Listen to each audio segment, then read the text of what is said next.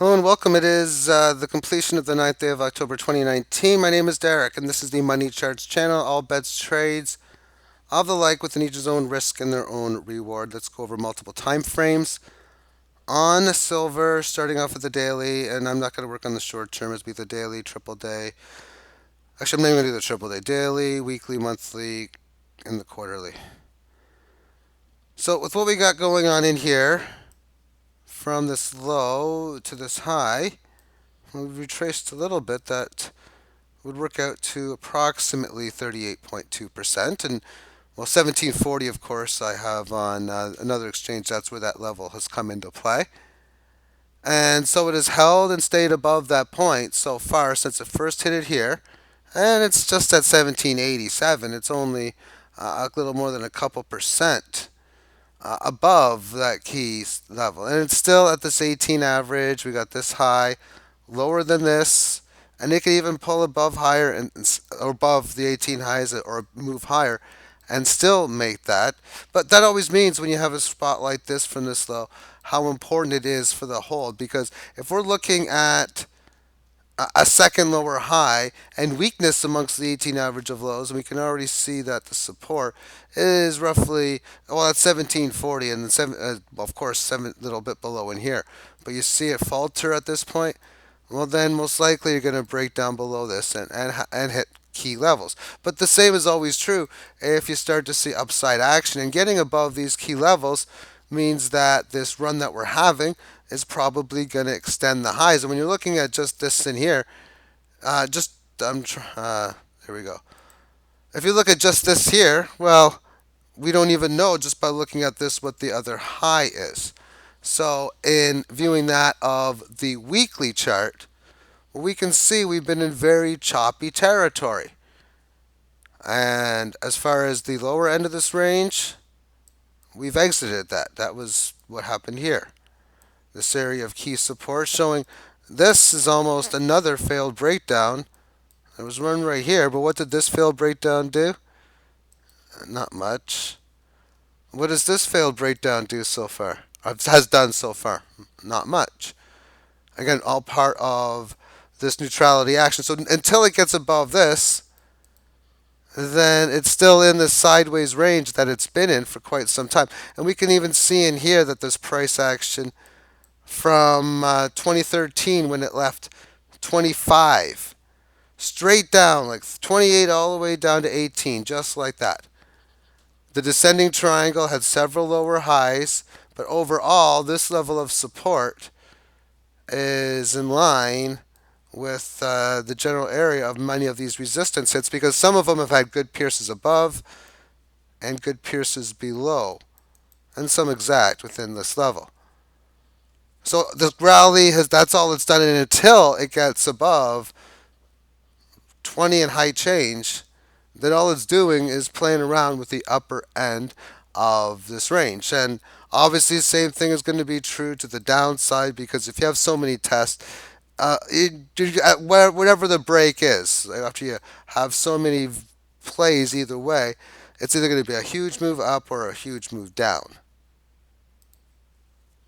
Amongst the monthly term, we have all of this area of support in which it had first at around $5, and then it came down to 3 2/3, and really having a lot between the $4 or $5 handle as big support. I label 4 as the big area of the key bottoms, even though it had a technical low a little bit lower. It did break out from this $4 area at the start or early into the millennium, and the run it had, it was a move. It wasn't anything. It was good, but all it did was go from 4 to close to 50. That's about a 12x gain along the way, because after leaving this, the only infraction in which price had below the 18 average was the stock market crash scare, where the ending 2008 and starting in 2009, there was a lot of economic volatility within global markets, this one, of course, not being excluded.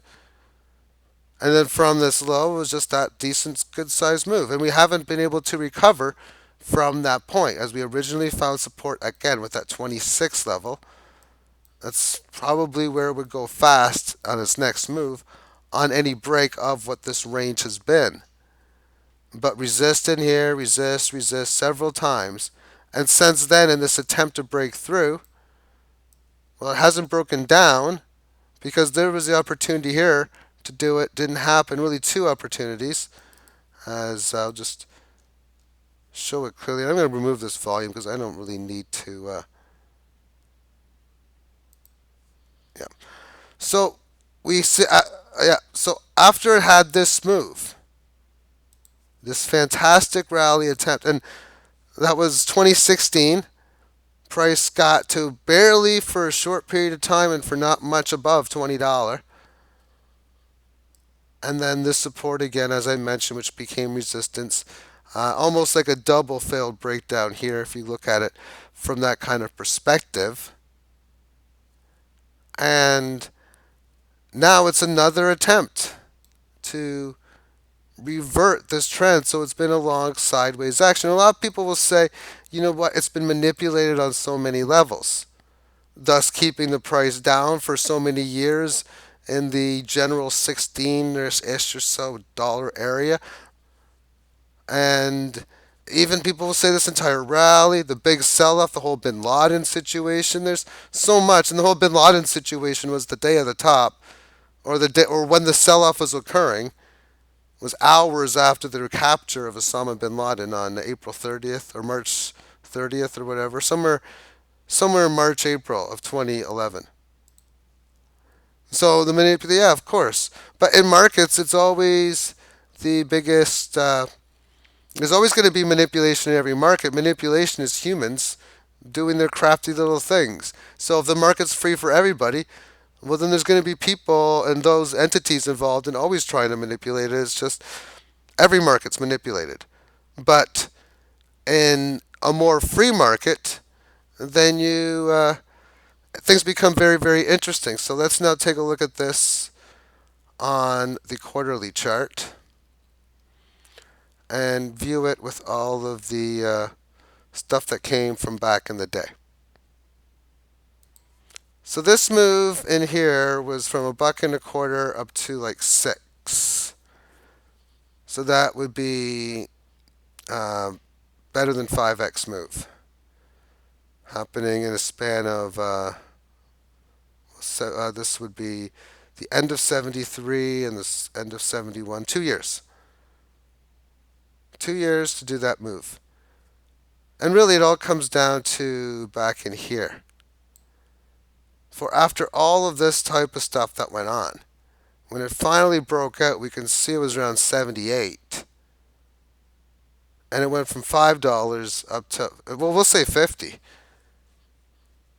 So a 10x move, which happened, so all of 1979 basically would have been that interesting of a year. And I think that's nothing compared to what the potential of this market has based on a break of this resistance. Because as we've seen with cryptocurrencies and things like mainly Bitcoin, how you can say, oh, it's a free market, and I have to think that it is. And it happens to be a market where I have to believe, and maybe I'm wrong with it, but I believe the top entities, the top 3, 4, 5 holders, are nowhere near what the top holders are in almost every one of these other markets that are quote unquote manipulated. And will there ever come a day where things can get to where it's traded like on the blockchain like that? And I have to think, you know, it wouldn't surprise me if it will. And I also think of it as a sense as Bitcoin is going to be a bad influence on things like silver, which is good though. I mean, it's good to be a bad influence here in that. So you're going to see how crypto markets are moving within these high percentage terms. That when this thing gets out of control, having a move come up to here, when I look at it from this logarithmic perspective, isn't that big of a shocker. And to me, I'm thinking about it, a move up to here to 1,000 is really a conservative play. Something that literally could happen in like a 2, 3, 4 year period when the time is ready. And sort of like, okay, here's your key breakout here. There's your move. Here's your key breakout here. There's your move. This one here, your key breakout here. There's your move. Of course, this one, of course, not so. Took a while. The fastest move always happens here in the end. Now, that's something of note as well. Is that, and this has been stated in a lot of textbooks, and you're going to read this in different articles, is that the top of the market will have the most grandest moves of all. So in this case, when you look at the top in here, you look at the size of these moves compared to this, what happened a lot faster. And of course, this move compared to this, well, that's what people could say here. What was up so much here that it was just an amazing time to sell, and well, it really wasn't, as there were further gains upon it. And then when it broke this, just the big magnificent moves. The time is going to come where we're just going to look at this and we're going to see like ventures, I think, grander than what happened in here. Because when I look at how world economic times were back then compared to today, I mean, this is nothing. Child's play, I think, back then compared to this. This is much, much different ballpark. So when I came out and I talked about like, I put out a prediction video where $1,000 was, it went way, way, way, way north of 1,000. 1,000 is just on the way there kind of deal. I did a Google search just recently, web bought silver gold ratio 1 to 1, because this has been on my mind for pretty much a decade. 3 minutes, 21 seconds. I don't know if I've ever watched or listened to this. I probably will, maybe after the conclusion of this. Webbot's forecast silver 1 to 1 parity with gold, part 1 of 2. But dated October the 8th, 2010, which meant yesterday was its 9 year birthday, I suppose. So it's been talked about for quite some time. So my question is, if there was to be any 1 to 1 parity, what would the price be when they would meet up with each other? I mean, it's not going to be like 550. That's just laughable. $1,000 is laughable if it's going to be a 1 to 1 parity. Because if gold goes to 5,000, where does silver go? Well, for gold, that would be a gain of like, from where we stand, better than 3x. Well, silver can do better than that because 3x gain just gets it back to previous high, maybe a bit above. Okay, so maybe gold gets to 100. Or silver rather. Silver gets to 100, maybe 150, when gold is 5,000. Okay, so if silver gets to 1,000 from here to here, what does gold do from 5,000? Does it go to like 12,000, 14,000? So now, if that's the case, is gold going to go down and silver go up for the ratio go to par? So I really have to think that price targets above in here. Well, 1,000 to me for a very good move. I think it's conservative. Breaking 20,000s, I think you're going more aggressive. And that's sick to say. And you know what? That might be so far fetched. But if markets can get it, if this thing can trade at any time in the future, I mean, I got 2040 in here. And who knows if it takes that long, even so. But realistically, I'm talking about the entire 20s and into the 30s, like 19, 20, 30, 19. But 2031, 2032, this is whole long-term time perspective of things. Especially when we've seen what the end days of what some great situations of fiat currency devaluations, the Weimar Republic, and so many other ones, where gold just goes straight up. And same with silver. Now, for something like this to happen, there has to be real major economic problems with the actual metal in the supply being so diminished in combination with the demand, the usage for it, the investment demand to come into play. But as far as I see both this and the crypto markets, I look at it as in two sides of the fence, and I want to be on the right side, and so far I am, for both situations. Meaning, when the prices of these things are so low, I want to be accumulating things like silver, which is what I do. 999. I don't buy any more of that constitutional. Nothing against it. It's just I don't find it cheaper anymore. Uh, I find 999, and I find it better. So I buy the 999 gold and silver, mainly silver. And bars, coins, rounds, I like bars though. I'm really a big fan of bars. I also like 1 kilo coins, and I like everything like that. As much get as much as I can get because the rush for silver. If there's going to be any of those monstrous prices, when the people are going to be, this is when for the price to get up there. That means people are going to have to buy it up there, which means the panic. Oh, I'm going to be the ones wanting to buy it when it's in this range and sell it when it's in this range. Same thing with Bitcoin when it starts breaking into massive large territories when it goes if it goes to new highs and all these other ones. I'm going to be selling on the upper ends of these things. But to me, I'm going to keep saying this until I see a reason not to, and I don't know what that reason would be. Is buying an ounce of silver for under $100 to me is a deal. And after that, I mean, I mean, at 200, 150, I'll be like, okay, it's not as good as it was. I mean, I knew it was going to go up. This is the type of things I'd be saying. But when we see prices here at like almost 18, well, it's not only can I get 1 ounce of silver for it, but I can easily get 5 to 6. Definitely 5 on the real market as far as buying the physical. That's an easy one. I can get 5 good, pretty good ones even. I get 5, probably. But anyway, that's it's cheap, I think anyway. And it would be, and on the way up, am I going to really want to sell here at too much at the 50 when I see a spot of this, this, and this? Because what's the best resistance if there is any going to be? Well, a little bit of this, maybe something like a this here, where maybe it pulls back to like 25. So you might do a halfer or a 40 30% offer at tops. So not really, no.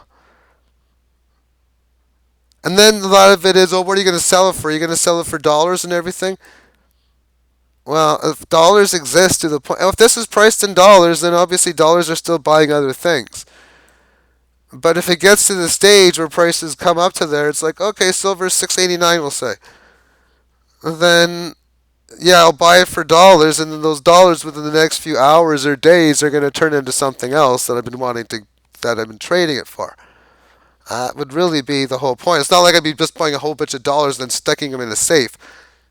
Um, Not unless I'm swinging the safe for like for the day. But you know what I mean. It's just no.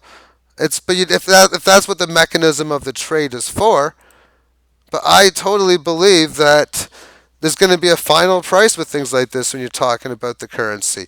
But you're still going to be talking about having this against stuff like Bitcoin and gold, of course. That ratio will keep going. If there's any other kind of money, whatever it is, I'll just sell it for that kind of money. Because trying to guess what 2034 economic or even 2024 is going to be like is not always the most easiest of things to do. As I now conclude this video, I've said everything that I've wanted to, and I actually did it in the allocated time I wanted. Like, I was hoping for 20 minutes, and I'm looking at 18 and a half. I kind of beat it by a minute and a half, which is, like, kind of cool. Because as it stands now, Bitcoin and silver, this is what the price of silver is against Bitcoin. .002 or 200,000 Satoshi. Maybe another way of putting it. And within things like Bitcoin, what is interesting in trading that is you can actually accumulate physical silver by trading Bitcoin. And then when the time is right, you turn cryptos into silver. Of course, you would do so in this case when this is in a downtrend. So the opportunities in this situation when you had this occur, you break through this, you go from 14 handle, well, basically a 14x move. I guess I can do, say, for 100 ounces, I can go like this. For 100 ounces, we can see just for percentage wise, and even here I can just click on percentage. We can see that 97% down since here. Now 89% down. From this high, we can see 55%, but from the low, it's up like 20, it's up 73% there. Of course, that's just volatility within cryptocurrencies. So if Bitcoin or whatever cryptos you're playing do well, let's say you deposit $500, 1,000, whatever units you're playing, and they're worth, oh my goodness, they're worth this much more. If say you put $1,000 in, time goes on, they're worth maybe 20,000. Yeah, I'm going to put 5,000 of it into gold or gold and silver, just silver, stuff like that. And then you go to the places. Oh, there's places that accept gold and silver for payment. Okay, you buy, check out, pay with Bitcoin, pay with Litecoin, pay with Bitcoin Cash or what have you. Okay, then a lot of times you'll see you push the payment, but the second you push the confirm from your hardware wallet that you're paying, you look over. Oftentimes, 2, 3 seconds later, you get a bing check mark, and then you look in your email, you get a notification on that, and then you'll get a shipping notification later. Then a couple days later, ding dong, yep, sign for it here, and then you open up the box and you got 999. That's what's so cool about it. Thank you for tuning in. Have yourself, and of course, your own risk, your own decision for what you want to do. But for me, I've been able to accumulate a decent amount of precious metals by doing that, and I'm hoping I can do some more. Be able to get whatever lofty goals I can, um, because the availability is there. Have yourself a great day. Bye bye.